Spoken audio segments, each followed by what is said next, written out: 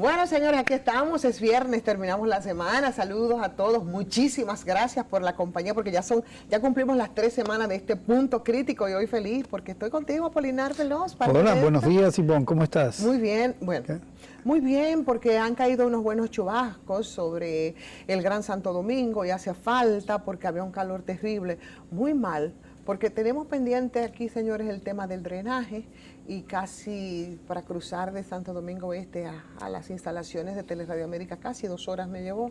No es porque la distancia es tanta, ¿no? Sino porque los entaponamientos hoy se elevaron a la enésima potencia, porque nosotros tenemos un tema de drenaje pendiente desde siempre que no le preocupa a las autoridades y que los ciudadanos y ciudadanas que pagamos muchos impuestos padecemos terriblemente cada vez que cae un chubasco.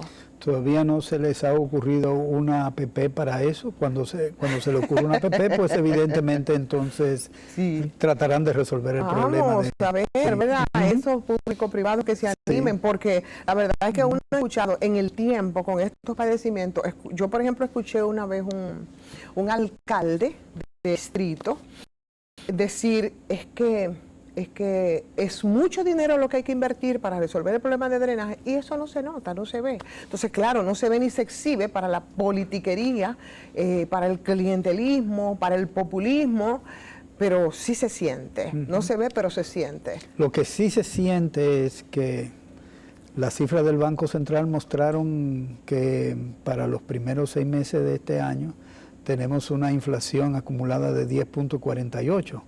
Obviamente, si se lee la información con más detenimiento, se puede notar que efectivamente todavía la inflación está dentro del objetivo de meta de inflación del Banco Central, que es alrededor del 4%, porque ellos acumulan un 3.6%.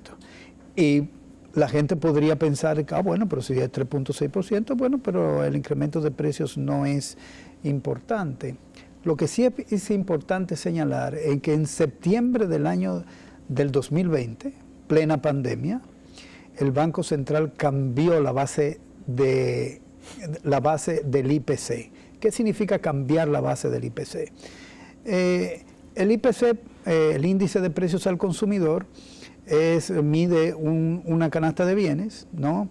Primero, que fue incrementada de 238 bienes que contenía la canasta a 300 y tantos bienes, con lo cual ahora el promedio es mucho más amplio. Y en segundo lugar, el año base es que se escoge para medir cómo evolucionan los precios teniendo en consideración ese año.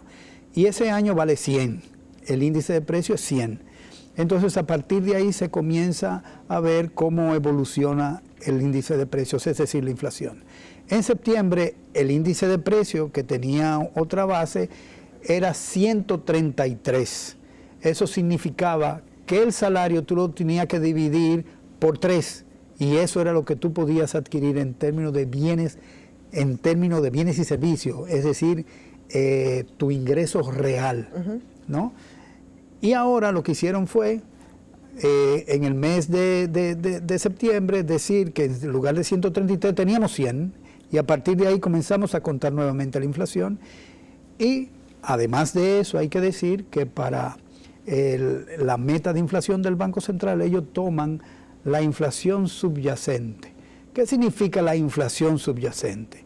La inflación que no considera aquellos bienes de la canasta familiar que experimentan una dinámica superior de precios, es decir, aquellos que varían mucho de precios, esos se sacan y entonces con el resto se calcula la inflación. No se meten dentro del cálculo. Exactamente, la electricidad no está. Por ejemplo.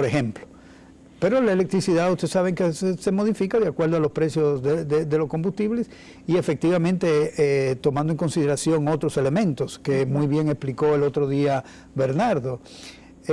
Y efectivamente, si eso está fuera, la variabilidad del índice de precio no será grande y usted tiene una inflación que generalmente es pequeña, alrededor del 4%, del 3.6%, pero nunca sobrepasa el 4%, y uno podría decir a partir de la cifra del Banco Central que todo está muy bien. ¿Qué querríamos entonces justificar con eso? Porque las cifras pueden decir eso a partir de esos cálculos que hace el Banco Central, pero los datos de la realidad están ahí y eso tiene un impacto. Eso que tiene que ver, por ejemplo, con lo que está ocurriendo ahora en alzas de muchísimos productos. Y también un elemento que me gustaría ver, yo veía en estos días las estadísticas de la FAO, por ejemplo, y de la Organización Internacional del Trabajo respecto al tema de la inflación, de la economía, de todos los países, no solamente de nuestra región, de América Latina, haciendo la comparación, claro, con el tema de la pandemia, pero hacía mucho énfasis precisamente en América Latina y el Caribe, donde ha tenido un mayor impacto y por tanto nuestras economías han sido mucho más afectadas. O sea, qué sé yo, todos esos elementos respecto a esas cifras, Apolinar, ¿cómo nosotros podemos concatenarla en el sentido de que pudieran ellos procurar hacer algunos niveles de justificación respecto a todo esto? Debo mencionar algo que me olvidé plantear en mi intervención anterior, y es que la inflación subyacente y el índice de precios, o sea, ese cálculo que ellos hacen de manera especial para medir su éxito de la política monetaria, evidentemente que está relacionado con la fijación del año base. Pero el año base, según los manuales de cuentas nacionales, no recomienda cambiar el año base en un año de crisis. Y el año 20 fue un año de crisis, fue el año que impactó la pandemia en la economía dominicana de manera muy sensible. Entonces ese año no debió haber sido el año base para el índice de precios, lo que evidentemente va a reducir, o sea, no va a capturar en toda su extensión las modificaciones de precios que hay en este momento. ¿Son justificadas las alzas de precios que hay en este momento? Parece que no, porque primero, el dólar, la tasa de cambio está anclada en un 56.80 en el Banco Central, ¿no? Según el Banco Central, entran más de 8.000 millones de dólares de remesas anualmente, y la última medición dice que hay 4.600 millones que entró en junio de este año, de tal manera que estamos sobre el objetivo. En segundo lugar, está entrando inversión extranjera. Increíblemente, la República Dominicana sigue siendo receptora de inversión extranjera, ¿no? Y se ha reducido el déficit de la balanza corriente, de tal manera que no tenemos ninguna presión sobre las reservas del Banco Central, es decir, sobre los dólares. El tipo de cambio, evidentemente, de que no es un ingrediente para decir qué es lo que está pasando con los precios, porque esto es una economía fundamentalmente de comercio, importadora. Entonces, ¿de dónde viene el alza de precios? Exacto, es la única, y lo que me imagino... O sea, técnicamente no se justifica. Sí, lo que me imagino es que ha habido una reducción de la demanda, que eso ha ocurrido, pero esa reducción de la demanda, que significa menos ingresos para los importadores, ha sido compensado con un aumento de la ganancia de los importadores. Es lo único que me puede justificar un incremento de precios de los bienes. Porque a menos que me digan, subieron los fletes, pero ahora yo estoy viendo, por ejemplo, en la noticia que hay, por ejemplo, un estancamiento, un caos, le llamaban esta mañana en la noticia, en los puertos chinos, en los puertos marítimos chinos, porque hay una cantidad de barcos que no encuentra salida, no encuentra cómo, digamos, cargar, descargar, cargar e irse.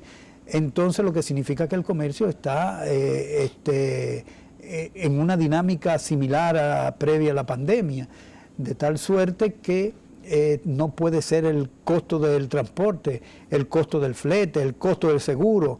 O sea, nadie ha dicho que esos elementos que forman parte del costo de una importación haya subido. Entonces, ¿qué está ocasionando este incremento de los bienes básicos tan desproporcionado? Políticamente eso tiene un impacto bastante serio, que yo no creo que el gobierno quisiera, es un riesgo que quisiera correr en este momento, sobre todo cuando está tan reciente y no llegamos ni siquiera al año. Entonces, Pues yo digo por todos los elementos que se manejan en esto. Lo cierto es que la gente está con el grito al cielo y ciertamente se han producido muchos aumentos en productos bastante básicos y que es un riesgo muy serio que y entonces se corre. Y además de eso, seguimos con la misma, digamos, con el mismo sistema de importaciones de bienes básicos en agricultura. Se dice que está el mismo tipo de esquema, que están trayendo bienes que están compitiendo con los productores internos. Entonces hay productores internos de leche y de cualquier otra cantidad de bienes agrícolas que están protestando justamente porque no le pueden dar salida a sus bienes justamente por las importaciones. Exactamente lo que no debería pasar ahora. Productores locales que están también con el grito al cielo porque no tienen, es verdad, que no tienen salida, porque hay productos, hay entonces, ¿cuál es? Producción está. Exactamente. Entonces, ¿cómo es posible que uno de los bienes más escasos, que es la divisa, se esté usando para hacer importaciones de bienes que se pueden producir en el interior del país? Pero no solamente eso, la producción local también te genera otros beneficios. ¿Cuál es el empleo? Sí. En uno de los sectores donde la gente ha tendido a salir masivamente del campo, que es el sector de producción primaria de bienes. Entonces, en ese sentido, ¿cómo no proteger, cómo no estimular con políticas públicas la producción local de bienes? Sí. ¿No? Entonces, si hay una caída de la demanda, que eso es lo que ha ocurrido ahora, lo que dice la teoría es que los precios deben caer, ¿no? Porque el mercado se autorregula. Esa caída de la demanda está vinculada al tema del desempleo. Está vinculada a lo que es el distanciamiento por cuestiones sanitarias y el despido de muchos trabajadores para impedir que la pandemia siga expandiéndose. Eso es lo que ha ocasionado el desempleo. O sea que tiene mucho sentido esas cifras que yo te citaba de la FAO, por ejemplo, en términos de eso, del tema de la alimentación y también del desempleo. Sí. Que se ha derrumbado de manera increíble y aquí, ¿por dónde anda en estos momentos? El desempleo depende, porque el Banco Central tiene dos metodologías. Tiene una metodología que es la que toma en consideración a aquellas personas que dijeron que no estaban buscando trabajo cuando le hicieron la encuesta. Entonces, esa te dice que es alrededor del 14% de desempleo. Pero tienen otra que no toman en consideración a esos y dicen que el desempleo es de 5%. El problema del desempleo es dramático, independientemente de las metodologías de justificación que tiene el Banco Central desde el punto de vista político. Para cualquier gobierno que quiera sentirse feliz con esa de 5%, pues el Banco Central tiene esa, ¿no?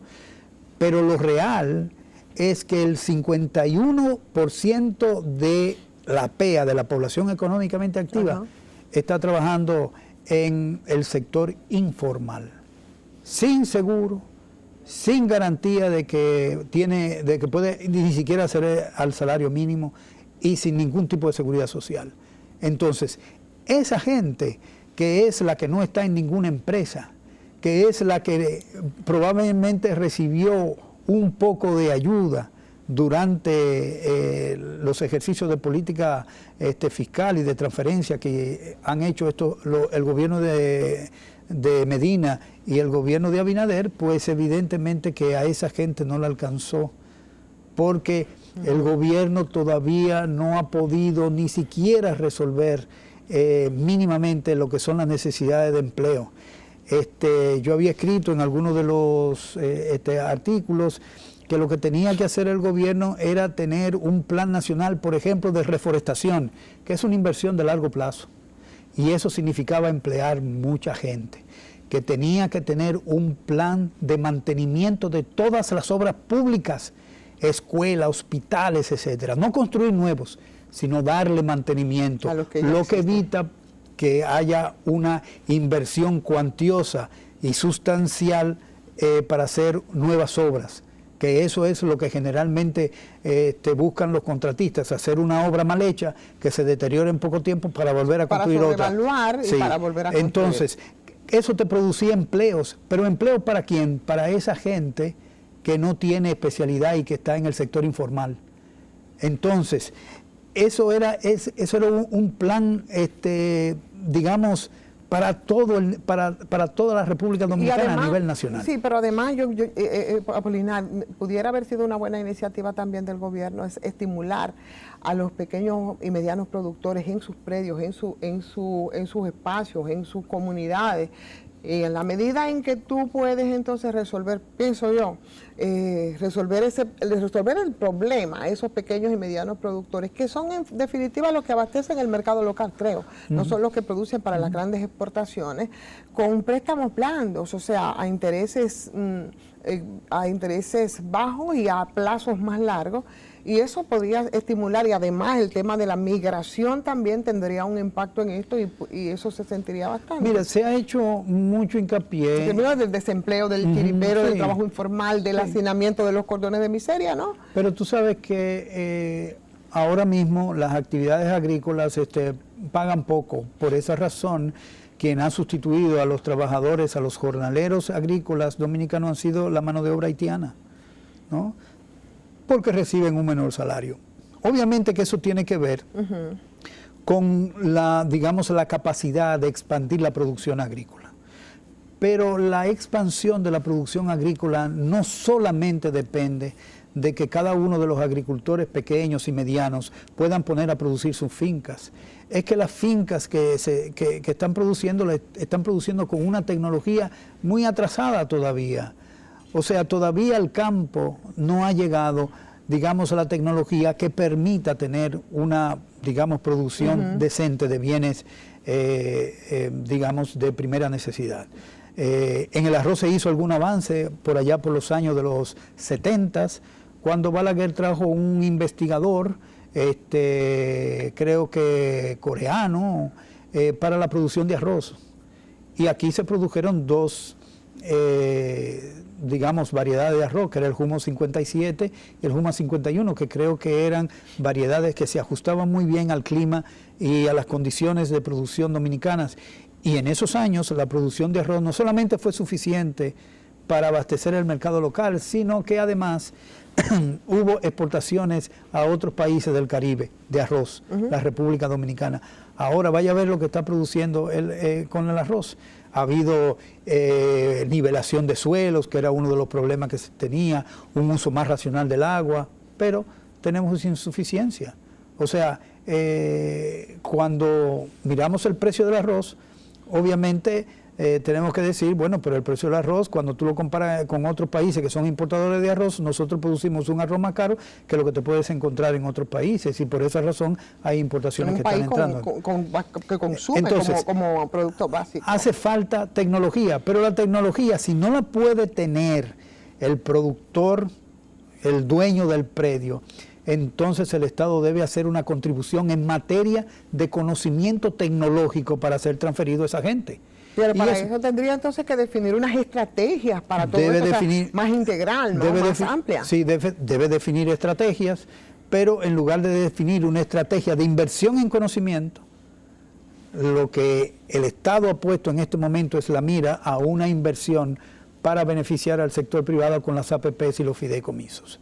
Esa es la inversión que tiene. O sea, la visión de largo plazo es uno de los elementos de lo que han carecido muchos de los que han conducido el Estado Dominicano. Tal vez, y digo tal vez, con la excepción, por ejemplo, de Balaguer. Y tengo, digamos, me retuerce el alma decirlo, pero es así. O sea, Balaguer invirtió en empresas para tener una ampliación de riego, poder incrementar la productividad en el sector agrícola. Y eso hay que decirlo ahora. Eso era una visión de largo plazo, porque eso tomó años para que tuviera rendimientos importantes en el sector agrícola. Pero ahora, después de eso, ¿qué es lo que tenemos? Pinalito, un acto de corrupción de arriba hasta abajo. Ajá, claro. Eso no correspondía, digamos, a un proyecto de inversión pública que fuera a beneficiar ni el riego ni la electricidad, ninguna de las dos. Entonces comienza con un precio, un valor de contrato de 30 y termina en ciento y tantos millones de dólares. Tenemos una ahí entonces que es Monte Grande, que no sabemos cómo va a parar. ¿Cómo va a parar? Entonces, y todavía, el asunto es que la definición estratégica que se suponía que estaba en ese folleto que imprimió el PRM de su visión, esa es una visión de nueva cuenta de corto plazo y una, digamos, visión que no pasa de 4 años, que no tiene la intención, no de 4 años, que no tiene la intención de pasar de 2 años. Y hay ejemplos con eso. El director de presupuesto fue a un programa de televisión y dijo que él ha incrementado la calidad del gasto dominicano porque una institución que había solicitado en el presupuesto una determinada cantidad de millones de pesos para combustible, solamente se le dio una cantidad, digamos, inferior en un 15 o 20%, y que eso es calidad del gasto. Eso pudo haber sido mala presupuestación de la institución, o pudo haber sido una mala presupuestación de presupuesto, y eso no significa tener calidad del gasto. Calidad del gasto significa tener un presupuesto por programa, que cada institución tenga un programa de qué va a hacer con el dinero público, y entonces tener un objetivo que se pueda medir. Yo voy a reducir la muerte materna de 150 y qué sé yo cuánto por 1000 mujeres, lo voy a reducir a 140. ¿Qué significa bajar esos 10 puntos? Eso tiene un valor, eso tiene un costo, eso incluye personal, eso incluye muchos elementos que hay que tomar en consideración. Si el presupuesto estuviese diseñado de esa manera y el dinero que se pone en ese programa consigue la meta al menor precio posible, entonces eso es calidad del gasto. Contrario a eso, el presupuesto se compromete, pero se compromete para pagar deudas, intereses de la deuda, amortizaciones y demás, y parece que la estrategia entonces está muy fundamentada en lo público-privado, en los fideicomisos, que es parte del discurso, y parece que esa sería la peor desgracia de esta gestión, de seguir así, porque las experiencias han sido amargas, y en la medida en que vamos comprendiendo mucho más qué es lo que implicaría esas alianzas público-privadas, bueno, pues vemos que sería de verdad catastrófico para el Estado, probablemente para el grupo empresarial podría ser un gran negocio. Vamos a ver eso, Apolinar, a la vuelta, porque eso también simultáneamente vamos viendo, y menos mal que si no entretiene, por lo menos entusiasma a los ciudadanos y ciudadanas de este país, el tema también de los casos de corrupción que conocemos y que nosotros pensamos que sí van a avanzar, y eso por lo menos te da un hálito de aliento en el sentido de que por lo menos la capacidad de presión de la gente, ¿no?, ahora en esa dirección, y que probablemente y después en otro, bueno, pues pudiera ser no tan malo. Vamos a la pausa, venimos de una vez.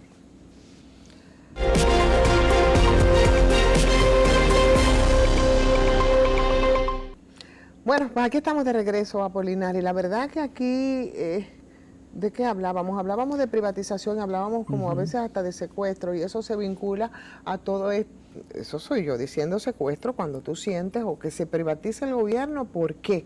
Hablamos de APP, alianzas público-privados, hablamos de fideicomiso, hablamos de corrupción y de involucramiento también de gentes que probablemente podría ser el muro de contención para que esto siga, y eso perfectamente puede vincularse precisamente a esas alianzas público-privadas. Es así, algo así es el cuadro que nosotros pudiéramos en el país en estos momentos. O sea, es innegable que el gobierno, la presente administración ha hecho un esfuerzo importante en materia de corrupción, no solamente por haber nombrado una procuradora independiente y que realmente hasta el momento se ha comportado como una procuradora independiente,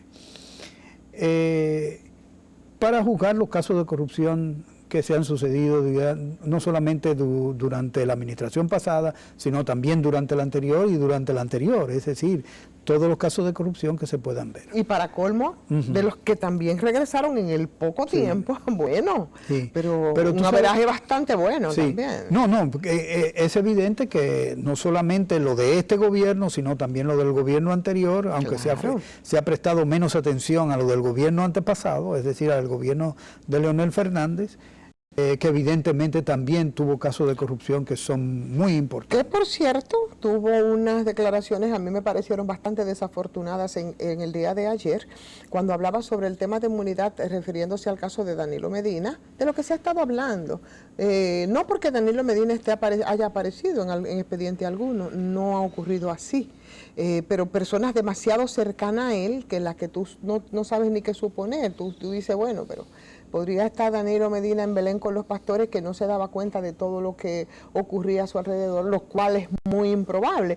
Pero decía, sobre todo el expresidente Fernández, refiriéndose a esa denuncia que tenemos ahora, que es la del momento, que es la de la sede en la que el Estado se ha constituido en parte civil, decía que eso ocurre en todos los gobiernos y nos hace recordar precisamente a quienes le salvaron la campana al expresidente Leonel Fernández, a Hipólito Mejía, cuando decía que los presidentes no se meten presos, y eso le dio un gran respiro, más eso no nos hace olvidar, Apolinar, ni de la Zulán, ni del PM que lo único que quedó claro fue que Luis Inchaustegui, en vez de llamarse Luis Inchaustegui, era Inchaustegui, porque hasta ese momento todos decían Luis Inchaustegui. De nada quedó claro en eso que involucró la cifra de 1.000 millones para pagar y no pagar, y de plano envilecer el ejercicio del periodismo, responsabilidad del profesor Leonel Fernández, también profesor de periodismo de la universidad de la que yo fui parte y alumno. Ya. Bueno, mira, en el caso de la corrupción, a mí lo que me preocupa es lo siguiente.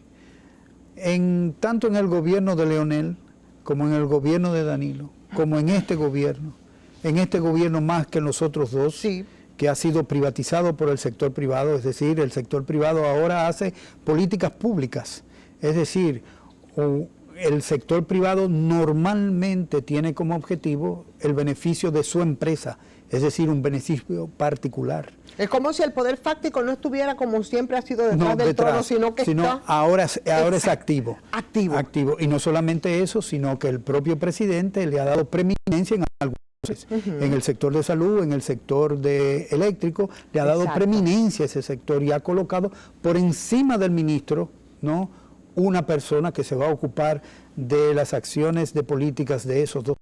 Probablemente ahí es donde sería el muro de contención cuando hablamos entonces de corrupción, pero la corrupción en ese sector eléctrico, que para algunos ese sector se maneja como una especie de tinglado mafioso, dicen algunos, no necesariamente tiene que ser así de manera absoluta, pero bastante averaje tiene, bueno, ¿no? Entonces, es muy cuestionable, Ivonne, el objetivo que persigue el ministro de Energía y Minas, en el sentido de eliminar la CDE, no por el hecho mismo de eliminar esa empresa, sino por el hecho de traspasar unos contratos que legalmente pudieran quedar sin efecto porque no obedece a la ley que manda la licitación de los contratos. Correcto. Y eso lo había dicho ya Bernardo Castellanos en esta misma silla. Pero lo había dicho primero el mismísimo Toñito Almonte, cuando hablaba y ponía como condición para conocer el pacto, que eso es bien sabido y está ahí, claro, y en eso se fundamentaba nuestro querido Bernardo, lo supeditaba para conocer el pacto y después lo reivindica el mismo, ¿no? Pero evidentemente hay dos tipos de funcionarios.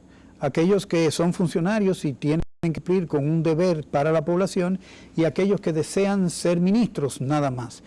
Y para eso, si tienen que cambiar digamos, la luna por el sol, lo harían. Y eso es lo que está pasando con el ministro de Minas. Él quiere ser ministro, porque si él hubiera mantenido la posición que tenía en la oposición, evidentemente que hubiera sido cancelado en este momento. Él hubiese renunciado. Hubiese cancelado, porque a lo mejor sigue insistiendo en que eso era lo que debía hacerse en ese sector y no le quedaría otra alternativa al primer mandatario de la nación que sacarlo de su gabinete. Pero perfecto, él se adecuó a lo que eran los reclamos de quién, del sector privado que está medrando en el sector eléctrico, y sencillamente lo complace.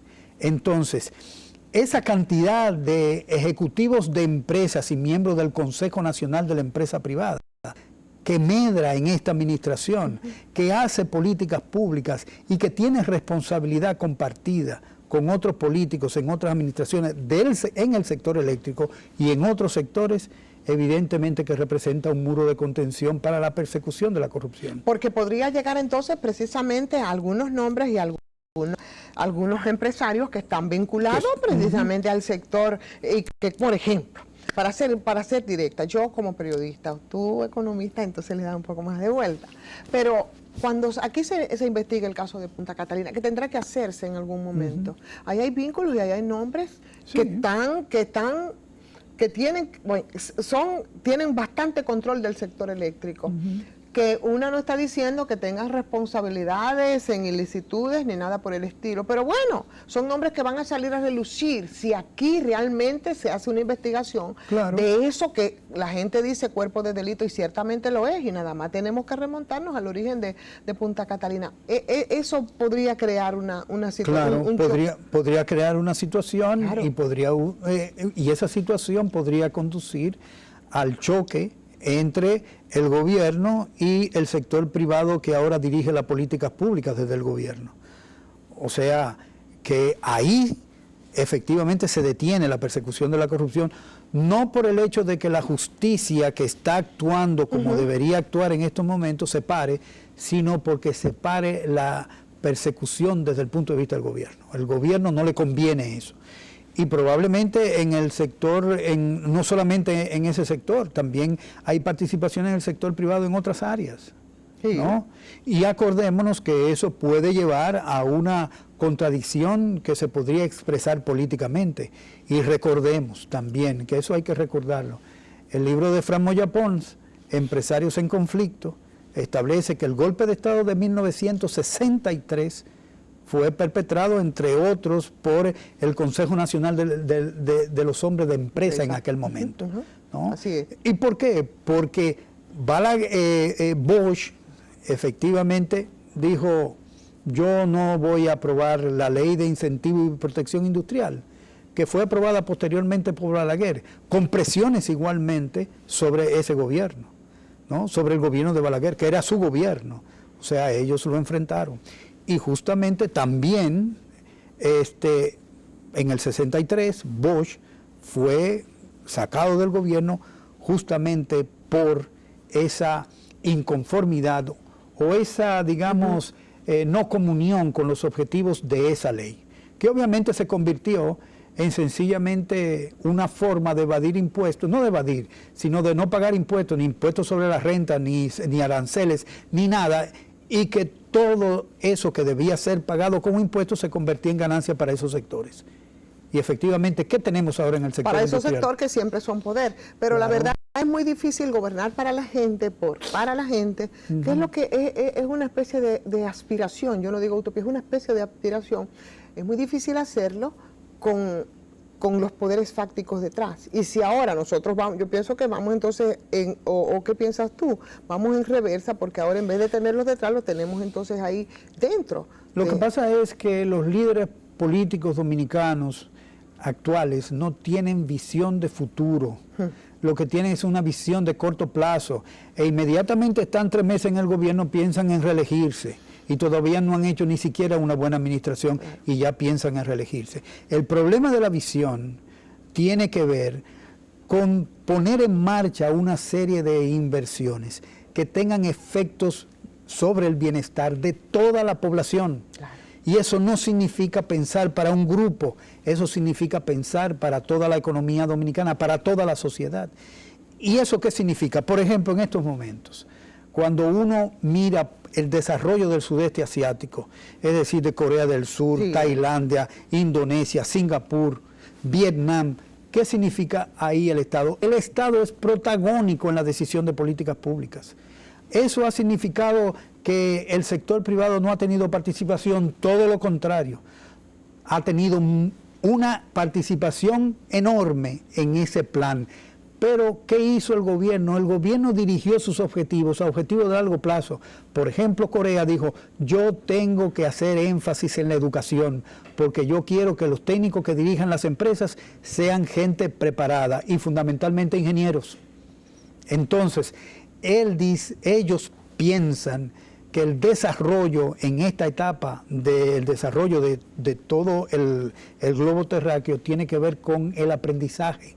porque ahora tú Claro. no puedes, la innovación es difícil, y también la creación de nuevas formas de producción también se hacen un difícil por el avance, es decir, los inventos ahora no salen tan a menudo, y lo que se puede hacer más a menudo es o innovación o aprendizaje.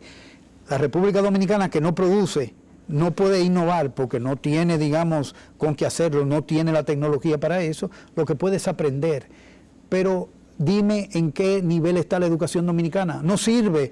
Lo que ha sido es un filón de acumulación de riqueza para los constructores de escuelas y para lo que sirve en el desayuno y para un montón de cosas. Nada más ha servido para generar riqueza al grupito que está en el gobierno. Entonces, si la educación fuera un objetivo, entonces lo fuera también preparar mejor a los maestros y enseñar a los maestros de que enseñen a los estudiantes a pensar, no a memorizar. A ordenar lógicamente. A ordenar. Entonces, ¿por qué? Claro. Porque ahora la memoria puede ser sustituida francamente con una tablet, con una computadora, pero pensar no puede ser sustituido por la computadora.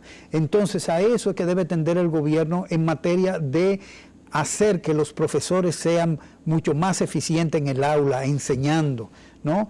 Pero también desde el punto de vista productivo, el gobierno puede tener una participación haciendo que las universidades dominicanas produzcan conocimiento que estén interrelacionados directamente con las empresas que puedan producir para el exterior, para exportar. Pero el gobierno no está preocupado por producir conocimiento en ningún sitio. Lo que quiere es que las universidades privadas reciban una parte del presupuesto de educación superior sencillamente para que hagan pronunciamientos o tengan investigaciones que sencillamente justifiquen las acciones del gobierno, lo cual no significa que las universidades están produciendo conocimientos. Bueno, yo creo que estamos en tiempo de rectificar, pero parece que no vamos bien, Apolinar. No. Parece que no vamos bien. A 10 meses de tiempo no vamos bien. Y eso es preocupante. ¿Terminamos? Qué lamentable. Terminamos. Bueno, continuaremos la semana entrante. Por supuesto, así es que muchísimas gracias como siempre y vamos a desearles un muy buen fin de semana. Cuídese del agua, cuídese de los charcos, cuídese del drenaje. Nos reencontramos.